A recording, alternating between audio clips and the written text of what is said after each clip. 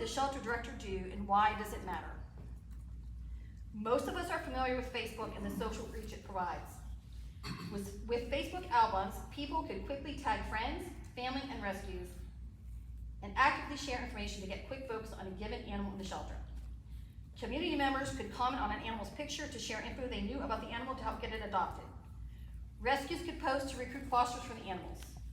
This ability to actively communicate and share information was instrumental to getting animals out of the shelter safely through adoption or rescue. Unfortunately, the shelter director has stopped populating certain Facebook albums with pictures of the animals in need and replaced an active communication platform with a passive platform that offers only obstacles when time is of the essence. These actions serve the director and the director only, not the animals. The shelter director doesn't want the public to be able to track the movement of the animals through the shelter system and be accountable when the animals are euthanized. Most of us understand that euthanasia cannot be entirely avoided, but people want to be assured that everything possible is being done to avoid it. There should be accountability. And it's not just what the shelter director did, but it's how it was done. It was the secrecy, the slyness, and the gamesmanship. For sure, if people knew what was coming, the shelter director would have gotten tons of pushback. The shelter director sat at the advisory board last Monday and told everyone that the new website was going good, but again, no mention at all of what was to come with removing the albums. The shelter closed at 5 p.m. that night. At 5:40 p.m., the shelter makes a post on the Facebook chat thread with the rescue partners that the shelter is full and we need to pull dogs at 8 a.m. the next day, only giving us a little over 12 hours to save lives, and they were closed for most of that time. That's pretty urgent. So how shocked do you think everyone was when we went to the albums to look at the dogs? I'd like to make a motion, we extend our session. Second. I have a motion and a second. All those in favor say aye. Aye. Any opposed, no? No. All right, the yeses have it, it's so ordered. Thank you. Thank you. So how shocked do you think everyone was when we went to the albums to look at the dogs that were on hold, available, or rescue only to find this social media tool for quickly accessing and sharing dogs had disappeared? The only picture in the albums was a graphic directing us to the website. A website that was hard to find and did not offer the ability to sort, share, tag, or actively communicate. Instead, we are directed to call or email if interested in a dog and hope we get a quick enough reply. And they don't even go in until 8 a.m., so it's almost an impossible task. Talk about a decline in efficiency. Time was of the essence in saving lives, and the director knowingly and willingly put up a major roadblock to helping the animals.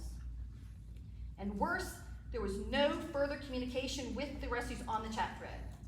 The shelter director knows rescues need dog test videos and temperament info in order to recruit and place dogs in foster homes.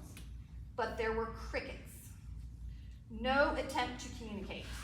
The shelter director made a second urgent post on the shelter Facebook page on Friday that the shelter was again full. And still crickets on the rescue chat thread. No active communication to the rescues, or at least not my rescue. Please understand, this isn't just about pictures and albums. It's about respect or lack of. It's the kind of behavior and treatment that drives rescues away and makes the community angry. This whole situation is just one example of the apathetic attitude we have encountered from this director over the years. My rescue has been supporting this shelter for 21 years. We pull a lot of animals from this shelter. We are a large part of why your euthanasia rates and numbers are as low as they are. We have stayed true and committed to this shelter despite the lack of transparency or respect given to us over the years for what we do. We want to continue supporting the shelter, but a change needs to happen. Pertinent to this discussion, a quick look at the county organizational chart will show that the top of the reporting chain is the citizens. Below that is the elected county commissioners, and below that is the appointed county manager. Below the county manager is the assistant county manager, and below that is the shelter director. With this, it should be intuitive to see that the Animal Service Director position is a public-facing role of service to the citizens. As such, whoever fills the shelter director position or any government position should operate with transparency, not secrecy, with openness, not seclusion, communication, not silence, collaboration, not obstruction, fairness, not favoritism.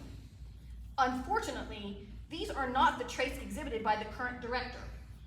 We need a new director that is willing to work openly, honestly, and fairly with their community and all of their partners equally, and one that is willing to be open to new ideas to drive positive changes for the good of the animals and to strive for the absolute lowest euthanasia rates possible. We need a shelter director that will embrace accountability, visibility, and accessibility. Now, for my last point, and this is the elephant in the room, the one that most people know, but no one wants to talk about. And that is the conflict of interest presented in having a seated commissioner who is also the shelter director's mother. Obviously, knowing this, it was very uncomfortable for me to stand here today and ask for a new shelter director, but I had to follow my principles. I do not know Commissioner Bragg personally, but I've heard good things about her. But as this current controversy was unfolding, I had numerous people call me or message me and say, "Do you know who she is?" As if to warn me of some unstated danger or threat. The mere fact that people felt the need to reach out to me about this clearly shows there is a tangible conflict of interest and people are afraid to speak out. I also had people who are in Commissioner Bragg's district that have said they feel voiceless in addressing their concerns to the commissioner because of the familial connection. So where does that leave those constituents in situations like this? I would suggest that replacing the shelter director would proverbially kill two birds with one stone. It would show good faith to the community members that have been asking for changes at the shelter since 2018 that you are hearing us. It would also have the benefit of removing the conflict of interest that currently exists. Thank you.